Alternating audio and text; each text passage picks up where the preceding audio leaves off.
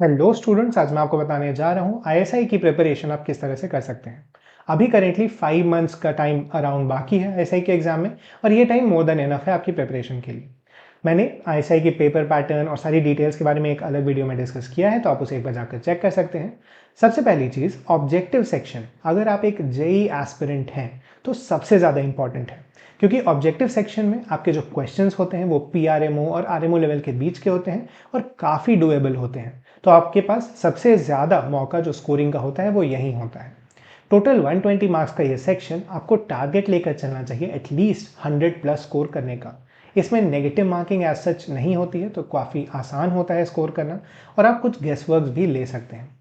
इसके प्रिपरेशन के लिए मैं सजेस्ट करूंगा आप टोमेटो की जो बुक आती है उसे पूरा सॉल्व कर लें। 5 मंथ्स मोर देन इनफ होते हैं इस बुक को सॉल्व करने के लिए।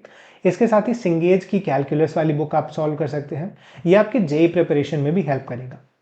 नेक्स्ट है सब्जेक्टिव सेक्शन। सब्जेक्टिव में कॉन्फिडेंस की है आपका, आपको जितना ज़्यादा हो सके अपनी तैयारी को उस तरह से करने की कोशिश करना है। राइटिंग प्रैक्टिस, खासकर इनमो और आरएमओ में जिस तरह के क्वेश्चंस आते हैं उनमें किस तरह से आंसर लिखा जाता है, ये चीज़ आपको काफ़ी अच्छे से आनी चाहिए। ये अगर आप सीख लेते हैं तो मोस्टली ये पेपर आसान हो जाता है। और आपको बस ये ध्यान में रखना है कि गलत होने का आपको टेंशन नहीं लेना है, जितना ज़्यादा आप लिखेंगे उतना ज़्यादा आपको वहाँ पर मार्क्स आएगा। इंटरव्यू राउंड की चिंता अभी आप ना करें, पहले ये दोनों चीज़ों को क्लियर कर लें। इंटरव्यू और एग्जाम के बीच में अराउंड 1 मंथ का गैप होता है, तो अगर आपका वहाँ पर क्लियर होता है तो मैं आपको उस टाइम की स्ट्रैटेजी वही बता दूंगा।